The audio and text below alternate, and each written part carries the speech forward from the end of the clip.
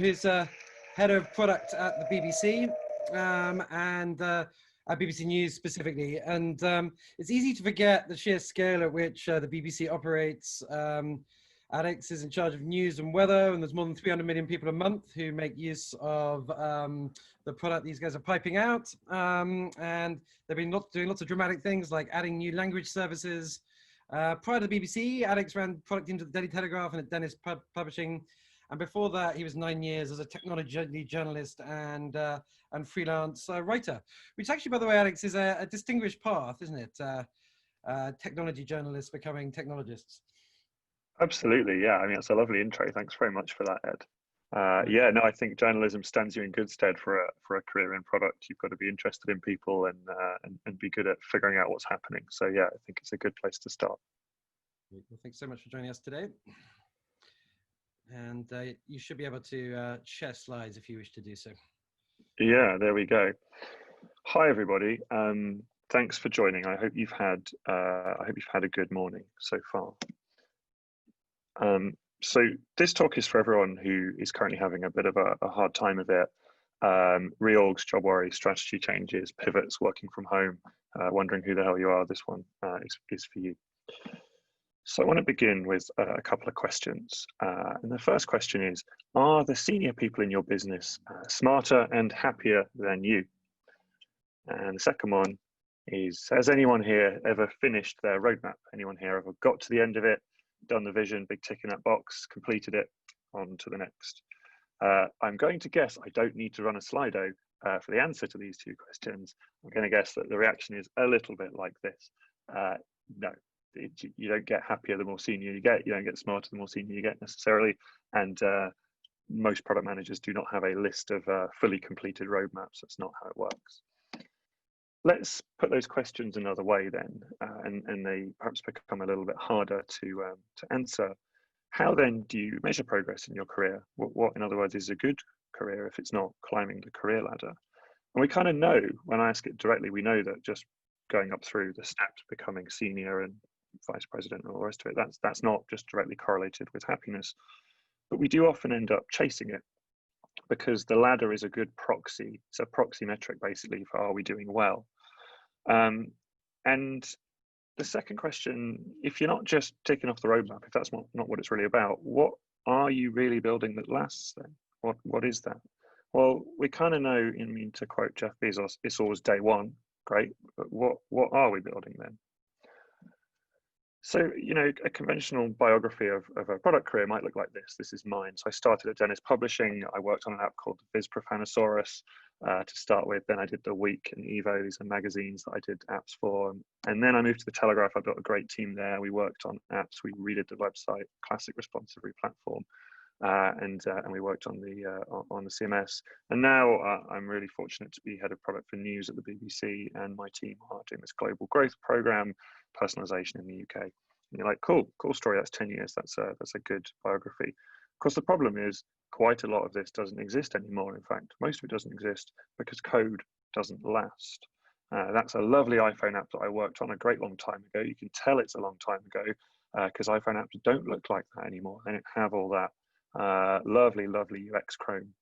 And one of the reasons it doesn't work anymore is because the team that built it aren't there. They're not going to be porting it to iOS 14 because that team isn't there anymore. And the reason they're not there anymore is because the strategy has changed, and the company doesn't want to invest in it doesn't want to invest in native apps. And that is because the structure doesn't last. So the company is now owned by different people. It was sold to private equity. And so the results kind of don't last. We built some stuff, it did well, but that doesn't last. So that's difficult, right? Because now what we're thinking is the story of that career is a story of failure, is a story of it all just turns to dust and goes through your hands. So maybe I should do what we're often told in product, focus on the outcomes. And here's an outcome from the work we did at the Telegraph on the content management system, which is the thing the journalists use to publish their stories. When we came in, there was this old off-the-shelf system, and it took nearly half an hour to make an article and put it live. We put in a new off-the-shelf system. It went to 16 minutes. And then we built our own product on top of it, and it was amazing. 3.5 minutes. Cool, that's cool. So maybe I could fill my whole career story of just, doubled this and 10x that. The problem with that is you basically end up here, right? The story of failure isn't true, but success is not that interesting. If your story of your career is just 5xing, 10xing, it's just not that interesting.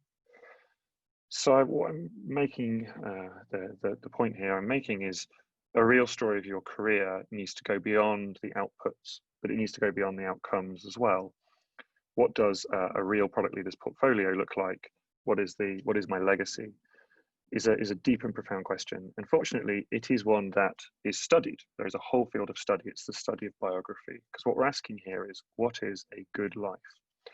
And we mean good in all senses here. Good fun. Do you have a good time? Was it morally good? Was it good use of your time? Was it good for your family? Was it good for society? Was it good for you? That is the core question of biography. And here is probably one of the most famous and shortest biographies ever delivered. This is Byron's 360. Lady Caroline Lamb said, "He is mad, bad, and dangerous to know." Now, he lived a life that's the total opposite of all that 5x, 10x capitalist stuff. Byron was not a man who was motivated by metrics. But equally, is that really going to lead you to is that going to lead you to have a constructive vision of your career? Well, we could ask product's own Byron, Steve Jobs. And he gave this amazing commencement speech at Stanford. You might have seen it. But it is amazing, and it is also very tough. And he says here, remembering that I'll be dead soon is the most important tool I've ever encountered to help me make the choices in life.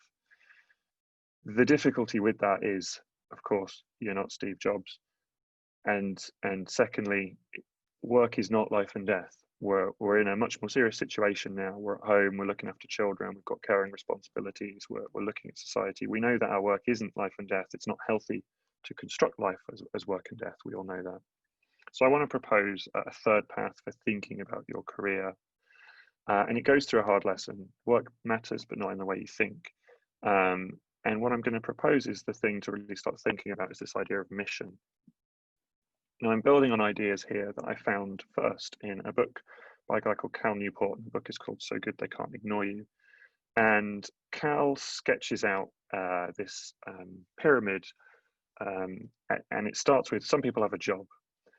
Some people then develop that into a career, and some people develop it into a calling. And people who feel like their careers truly matter are more satisfied with their working lives, they're more resistant to the strains of hard work. And that's absolutely where I started out. When I broke into product, I worked really hard to say that this mattered to me. Here's one of my first career stories. So I worked on The Week really early on, and I was the product lead, but they'd also hired this consultant to kind of shape the project. And he was a pretty sharp guy. And we went out for a drink one night, and I thought, this is cool. We're gonna chat product. And this is what he said to me: "I'll be honest, I don't know why they hired you.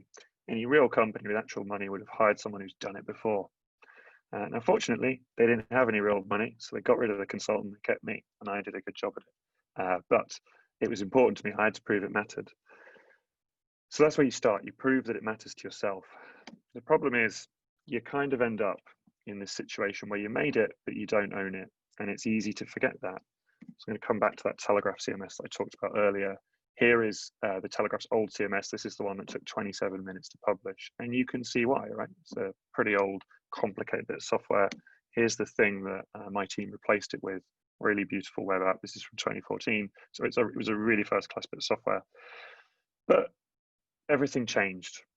Everything changed. The execs changed, the strategy changed, the structure changed, and I decided it was time to move on. And the product manager who ran this, a wonderful woman called Jo, really struggled with it. And she said to me, I can't leave, because if I leave, they're not going to deliver the vision. They're not going to do what I want to do. They're not going to get it to where I could get it.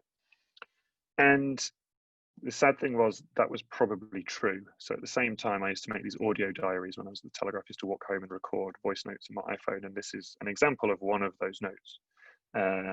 People ask me how it's going. There is a torrent of awfulness beneath it. The CTO is a dead man walking, and they've made a form. Some of you will have been in this situation. You know what this is like. So the difficulty is Jo's worries were kind of right? But I wanted to be able to say more to her than, yeah, you're right to be worried. And here is Jo. This is a sense of happening. You can see how much she cares about the product, right? This is a planning event, quarterly planning event. That is Jo's brain on that gigantic board. And I wrote her this email, and it said, it is tempting to be filled with regret and to think that what we do is impermanent because code doesn't last. But the reality is most things people do don't last. The world is already full. It doesn't need many more artifacts. And permanence is not the aim. The aim, and I say here of real art, but the aim of a real career in product, I'm going to suggest, is movement. The aim is to build a thing that moves people onwards and it alters their idea of what comes next. And I think that is true of a great many things of human endeavor. There's a picture here of a stone circle in the Outer Hebrides. That has lasted several thousand years, but most things don't. And even though it's lasted thousands of years, the purpose of it hasn't lasted. No one knows what these things are for. And the usage of it hasn't lasted. We don't use it for what it was originally used for. But what it represents is there was a moment before that was made and there was a moment after it. And in the moment after it, everybody knew that what was possible, what people could do was pretty different, right? So you think about the amount of effort that went into putting up a stone circle. Everyone who saw that had a different idea of what people could now do. And there is a field that thinks about this. There's a theory in politics called the Overton window that talks about how we talk about what we talk about. The picture here is the BBC's newsroom on the night of the Brexit vote, a night when the Overton window of British politics really moved. So here is what the Overton window looks like. And basically it's a framework for how ideas move. And ideas begin as unthinkable. So think about Brexit, or perhaps think about universal basic income. Begins as unthinkable. It becomes radical. People talk about it, but then it becomes a bit more acceptable. You start to see it mentioned on social media in opinion pieces. And then it becomes sensible. It becomes like, this is a thing we ought to think about how we do, then popular, and then policy. That's the idea of the Overton window. And I want to suggest that that's the way to think about your career, that you have outputs, the stuff you worked on, you have outcomes, what that did, what it did for users, what it did for the company. But on the top are the beliefs that you really changed, that your teams helped change. And so here's a product version of the Overton window. And I've sort of suggested on one side is kind of the product team's ideas, and on one side is a more engineering-led view. So we go from unthinkable, and maybe then it's a vague idea or diagram. Maybe then there's a hack day, or we formulate a kind of, yeah, if you did it, then this might happen. Then you get into hypothesis, the PRD, the pitch, or maybe the architecture, the modules. And then, well, we're into the roadmap, right? Then it's MVT, maybe an MVP. And then it becomes table stakes. And, you know, it's the idea that everyone's ripping off and everyone wants to do. So what is it for you? That's one of the things that I'm going to ask you to think about. For me, it's pushing this idea that digital product is how BBC News will achieve one of its most important strategic goals, which is this path to universality. BBC News in this country is funded by everybody. And so we need to deliver value to everybody. And that is a controversial idea inside a broadcast organization, that digital is how we're going to do it. We spend most of our money on telly and radio. And the real dialogue that I am involved in is getting the organization to believe that particularly phones, smartphones, are the way that we will talk to the country. That is how it's going to work. And that's my Overton window that I'm trying to move. So I'd like you to think about what is it for you? In other words, what are you trying to make possible? And I studied biography at university. I had this amazing teacher, Richard Holmes, who wrote the standard biography of Shelley and Holmes, Shelley and Coleridge. And he said, how important it is, you need to realize how important it is for us all to talk about the forces that shape us and how rarely the modern world satisfies these urges. And that, I'm going to suggest, is how you find your thread. The first step, and you might be thinking, oh my God, I've got to think of my mission. That's a lot on. I've got a lot of other stuff on. I've got things to deliver and a pandemic to deal with. First thing is, assume it's already there. Every biographer does. When they look at someone's life, they don't go, oh my God, there's no story. Biography is about finding the story, but the belief is the story is there. So your thread is already there. Think about the changes that you've been part of. What changes do you want to be part of? What can you not shut up about? I mean, honestly, I will talk about news until the cows come home. Capture what happens. This is key. There's a reason biography is founded on material like letters, photographs.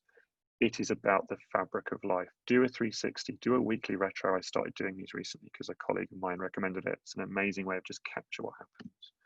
Think about what you don't know, write it out. It's probably a long list. And finally, as you'd expect, I'm a big fan of reading. Try and find books to think with, not books that tell you what to think. Find books that kind of get your brain going. And remember, your work is fundamentally, I'm making an argument here, it's not about stuff. It is a dialogue with the ideas and the society of your time. And that's this mindset shift that I think you need to make. So I'm going to finish with this lovely, lovely quote from Zadie Smith. And she threw this out in an essay. So not even in one of the big famous books. Amazing. Everyone is born with a subject, but it is fully expressed only through commitment to form. Product management, I would argue, is the dialogue of what we commit to form. That is what you are doing in your career. So I come back to these two questions. How do you measure progress? What are you building that really lasts? The answer is purpose. You are finding out and excavating and enumerating and deliberating on your own purpose, and it will bear you aloft. And I'll finish with one of the most famous quotes, I think, from one of the most biographical novels: whether I shall turn out to be the hero of my own life, whether that belongs to anybody else, these pages must show. I'd like to say, go forth, be your own heroes.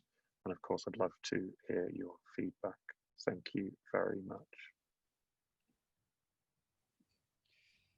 Thank you ever so much, Alex. I'm going to join you on stage here because we now have a Q&A. Nice. Yeah, and so everyone, if you can go to the chat and add your questions for Alex. There's no questions so far, so I'm going to take advantage. So, Alex, you mentioned you were taught at university by Richard Holmes, and yes. Richard Holmes is the author of probably 2 of my top 10 books ever. One of which is called The Age of Wonder. Yeah, amazing. And the other one is Falling Upwards, which is his history of the early days of hot air ballooning. And that book speaks very much to what you're talking about, because he relates how in the early days of hot air ballooning in the early 19th century, people believed it was going to change the world. Like Victor Hugo thought that national boundaries would no longer have any relevance. Yeah. All this type of thing. So I'm very curious to hear, like, how would you say, like, Richard has influenced your thinking and philosophy over the course of your product career? Oh, I mean, we're talking like 20 years ago, right? And I still remember that line. I think he used to give you books and you'd go, this is a great book to think with. And what he was trying to get you to do was to have a dialogue with the book. And as well as those 2 that you mentioned that are great, he's also written these books that are about how he writes biographies. And you really get a sense of him viewing himself as in dialogue with this other person's life. He's not trying to fade himself out. He's very much putting himself in the story. And I guess what I'm doing is saying that your life in product is about being in dialogue with these ideas. You know, what we're trying to do is get people to use our stuff more. We're trying to get them to buy into our ideas. We're trying to get them to use our products, to adopt features, to behave in a certain way. You need to recognize you're therefore in dialogue with how people behave. And so I've always sort of been interested in more fundamental motivations about why people do the things they do. That obviously is quite a big part of our work at the BBC, because we try and act for the whole of society, certainly in the UK. You know, we're not segmenting and going, right, let's go after those people. We are for everybody. And so you need to try and understand people. You need to have a theory of why do people do what they do. You know, when you take your phone out, why do you turn to something that's not, why do you turn to this as opposed to BBC News? Like, what are we not doing? What could we be doing? So yeah, I think he just taught me to be very curious about people, very curious about how life is put together, and to really sort of pull on those threads. And that's kind of what I'm just trying to get at in the talk, really, this idea of it's important to recognize the threads that run through things. And he genuinely had this belief that the threads were there. It was just about looking. Mm-hmm. Very beautiful. And so so we've got a question here from Tom Hamilton, who's from the Nationwide Building Society, which is about what actual book recommendations do you have? And I kind of supplement it by saying, do you, I mean, how you know, you can tell people I recommend reading. Do you do anything like group book activities in your product teams, or how do you how do you bring? There's a couple of people here. Yeah, there's a couple of people here from my product team, and they're going, "Oh God, he's going to bring the book reviews back." So yeah, we do a weekly, or now bi-weekly. We do a weekly product meeting, and we did do book reviews, and it was quite a nice format because there's a lot of business books out there. What I did was I bought a big box of 20 of them and handed them all out, and then every week someone had to come back and present. We had a standardized deck of like, what are the top 3 learnings from this book? Who else in the group would you recommend it for? And broadly, do you buy it? Like, do you buy what the book is saying? What was good about it was it just enabled us as a group to get through a lot of books very quickly, because essentially you're leveraging the power of the group to read them. And some business books are amazing, they're really deep, and some of them, let's be honest, are a blog post that have been spun out. And this really helps you sort through those. In terms of to Tom's question, definitely that Cal Newport book about So Good They Can't Ignore You. It's really good, and I still come back to it. I think that's a really good one. I do think those sort of history of science stuff, people talk about Richard Feynman, but Richard Holmes's book on Age of Wonder is very good about the history of ideas, about how exciting groups of people come together to make change. That's a story that I'm always interested in. If you're into politics, obviously the Robert A. Caro biographies of Lyndon Johnson, I mean, they're enormous, but they're really good looks at systems and how people work within systems, because that's what politics is. Mm-hmm. But yeah, definitely that Cal Newport book, it's great. Yeah, I'm very quickly double clicking on that one. So in the Age of Wonder, which is it's like 7 different chapters or so about different individuals who, in the years before scientific institutions, were found in kind of correspondence with each other, developing ideas across a range of disciplines, which kind of brings up the question, like, do you seek to work with people who you think of as friends, and how do you maintain your connections with people in the broader community of product to find inspiration and so on? Yeah, it's a good question. I'm quite good friends with Matt Walton, who talked earlier, and he had this line about how you need to look outside your organization. And anyone here who works in a big corporate will know that they get very internal, and you really have to prod yourself to remember to look outside. And the BBC is quite like that. You have to really make yourself think, I need to go external. I try and bring people in to talk to the team. We have guest speakers and stuff, but just with myself, I try and remind myself to kind of, talk to people. I'll go through my LinkedIn and look at who I've not talked to for a while and say, okay, maybe we can set up a chat. That's one thing that is nice about the pandemic, and Zoom is a bit easier because you don't have to work out diaries or where to meet. You can just put the thing in. So I definitely say that's a big thing of you're trying to broaden your thinking. You're trying to have new ideas drop in. That's a key part of it, definitely. Okay, lovely. And we got some great questions from the thread. So Tam, who gave a talk earlier from Farewell, says, can you talk a bit more about how your weekly retro and not knowing what you don't know helps you find your thread and your mission? Yeah, I mean, the weekly retro I've become a big fan of. So I work with a really wonderful woman called Amy Fox, who we hired from GDS, and she's totally overhauled how we do delivery. So she brought this in, and she was like, you should do a weekly retro, right? Your teams do retros. And I'm at the point now where I'm a manager of managers. So I don't really have a team, or my team is my kind of management group. I don't have a kind of scrum team, what have you. And I was like, I kind of miss doing retros, actually. So I just, on a Friday afternoon, I use Todoist, and I have a weekly reminder, and it says, do your weekly retro. And the format is standard retro stuff, right? It's what went well, what went less well, any what the fuck moments, and then lessons learned. And it's just in literally like the Apple Notes app. And it now goes back to June. And you can just look at it and go, okay, I mean, firstly, am I relearning the same lessons over and over? Have I got the same less well? Have I got the same things that are going well? Because if it's the same things that are going well, perhaps that might mean I need to expand myself a bit more. It might mean I'm super focusing. Perhaps the stuff that's going well is the roadmap's looking great, but I've not paid enough attention to research, or I've not paid enough attention to engineering. So I look for that. I suppose I'm also just trying to pattern match, right? I mean, an awful lot of management is trying to look at connections and see how things work. So I really like it. I just also think there's a great line from Virginia Woolf. She's a big diarist, and she talks about this idea that if she wasn't writing a diary, life would just be this tap that's running with the sink unplugged. And I'm sort of looking at your background, Ed, actually thinking it looks like Bloomsbury. But yeah, if you're not into diaries or journals, and I've tried and I'm not organized enough, it's a good way to capture life. I think that's another thing that you get from biography is the importance of capturing life, because it goes by in a flash. So yeah, that weekly retro is just that. The what don't I know thing. Some of that's in the product. So a good way for, I think, a product leader to think about the product is your product team will have the stuff they're really trying to drive. Like you've maybe got an acquisition team, you've got a retention team, you've got an onboarding team, and they will be thinking about how we make this better. You almost need the anti-pattern is, what are we not thinking about? And so often that's phrased as a negative. Why don't people do X? So a good example for me is, why don't people watch more video on our site? What would it take for me to make 100% of people watch video? And we're not 100%, we're a long way behind that. That's quite an interesting thing. And I don't know that. And that got me thinking. So maybe do some counterfactuals, like what would it take to really blow up the number of users? What would it take to get the users to triple their engagement time? And you probably don't know the answer, because it's difficult with product, because you're employed to be an expert.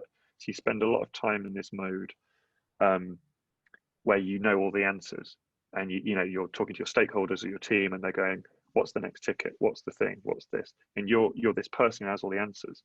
And actually, it's good to force yourself into a place where you don't have the answers, because then you will grow and your mind will work a bit better.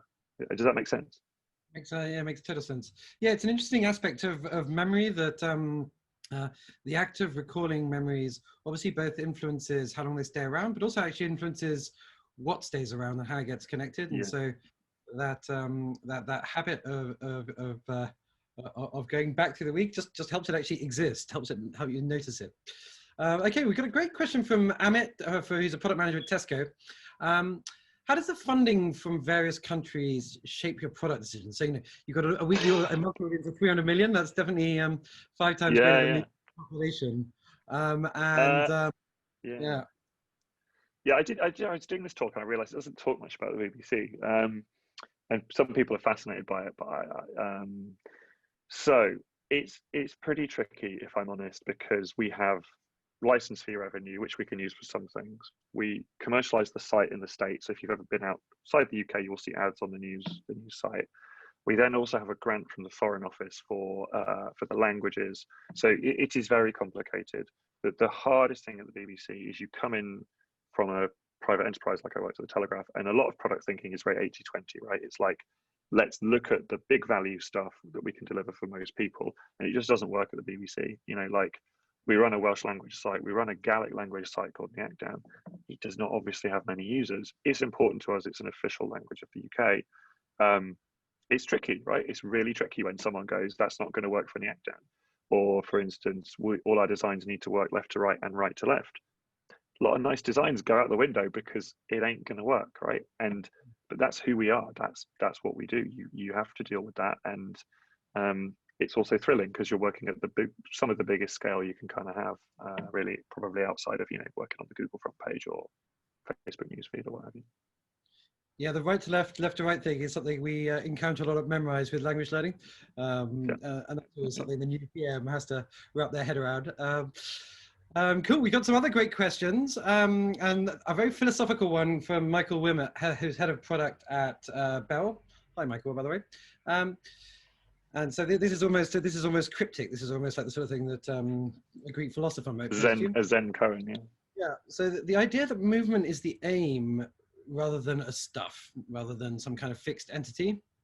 By the way, amusing anecdote. So through a string of things, we have a Memrise philosophers book club for everyone who studied philosophy. And somehow things escalated, and we wound up. Our next book reading is on Heidegger, and so we've got a Czech iPhone developer with a couple of philosophy degrees who's just like, guys, we have to read it in the German. It's like, Andy, shut up.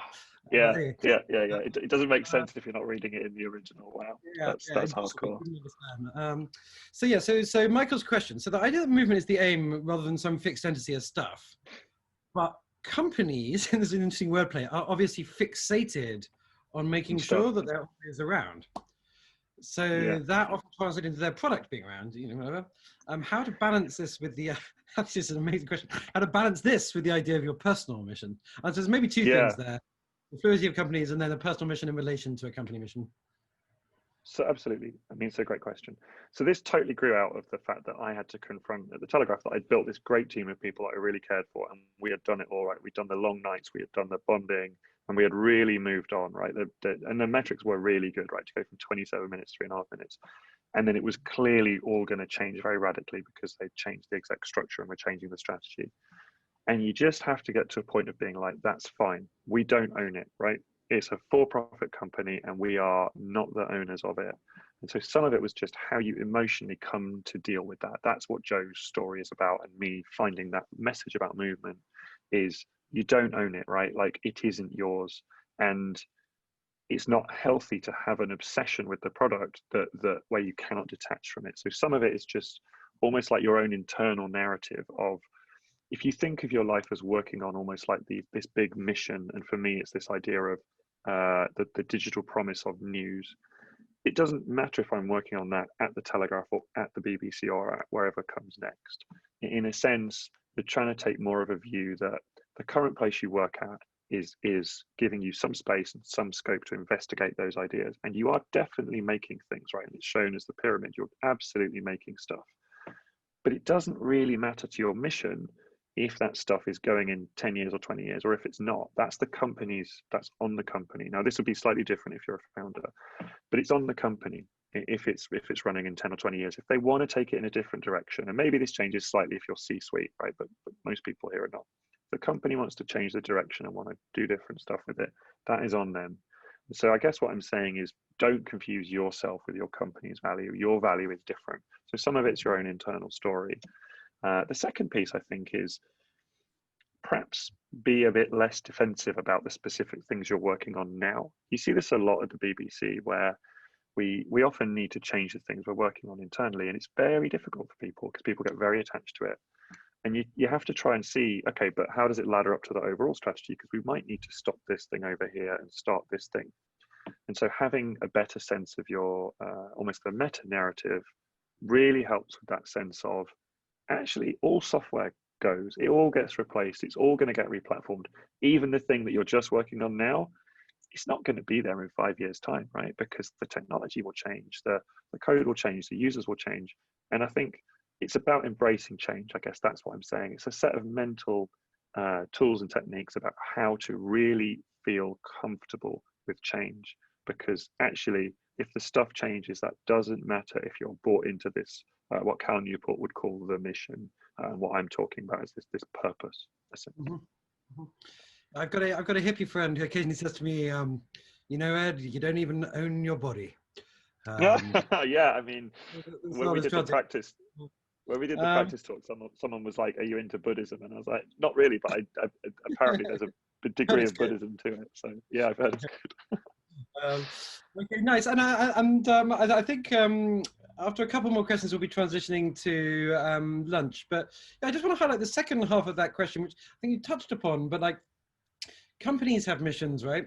And people have missions, and there can obviously be a resonance between them, and there should be, as one kind of picks the path of one's career. And do you have any thoughts on you know, the process of, I guess, identifying your own purpose, and then how to then use that as a lens through which to choose your career opportunities or the things you'd start?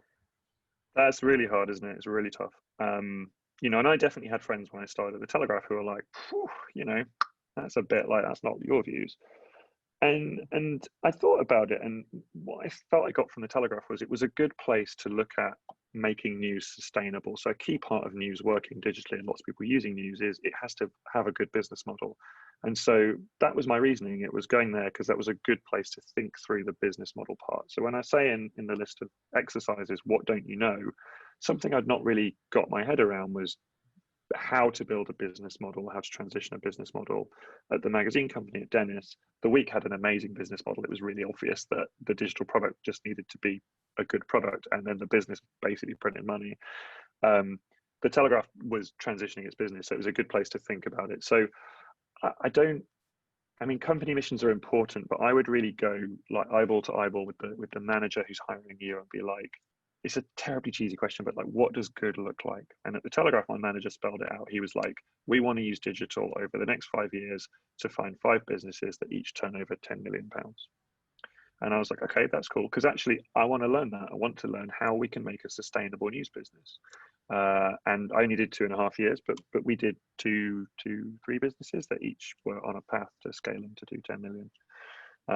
And with the BBC, it was about global, and can you really, like, how do you make a global thing that can compete with, you know, RT and Al Jazeera digitally?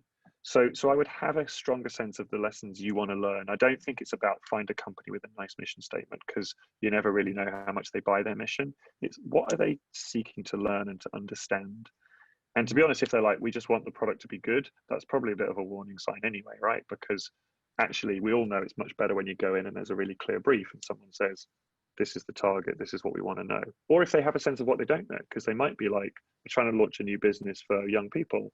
And, like Farewell, we're trying to do a new thing in a new way. That's what we don't know. That's cool. Okay, good. That's a nice thing to try and learn. Yeah, this is almost a theme we've seen echoed through the morning about the extraordinary value of specificity. Lovely phrase, yeah. In various things. Okay, so last question, and this one comes from Twitter, and it's a bit of a fun one, but Alex on Twitter says, and this did get a visual mention, but you didn't dip into it, but the Profanosaurus that you worked on earlier. Tell us about the Profanosaurus. What was that all about? And is it the greatest work of your career so far? It's very hard to support. The Profanosaurus is one of those apps that I've seen people use in real life, right? Like even when you work on something massive, it's very rare to sit on a bus and see someone using it, or to be in a cafe and see it.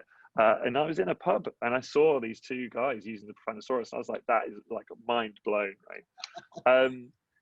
For those of you who don't know, Viz is a long-running satirical comic magazine that is incredibly rude. And the Profanosaurus is a set of rude words that are done for comic effect. And it's very long. Like if you buy it in print, it's like 1,000 pages now. And we did an app version. And I can't remember why it was the first thing we picked. It was a good fun company. So we picked to do this app version. And we made it. And then, of course, obviously, it had to be submitted to the App Store. And I got marched into the founder's office because he was like, he wanted to know about this app. And we'd spent quite a bit of money developing it. And he sort of looked at it and he goes, this is Felix running the company. And he goes, right, and what's going to happen if they reject it? And I was like, I've got no plan, right? If they reject it, we're totally screwed. And I sort of said, well, because you can't censor it, that's the whole point. And I just said, I don't think it will be. And I just sort of crossed my fingers. And fortunately, the guy said it's a good app, it's good fun. So yeah, it was a great place to start. It has very committed fans, Viz. I think that's one reason we started with it. Okay, amazing. And final question, since we touched on books earlier, Felix Dennis is the author of a book called, I think, How to Get Rich. Yeah. Would you recommend this book, yes or no, with one sentence explanation?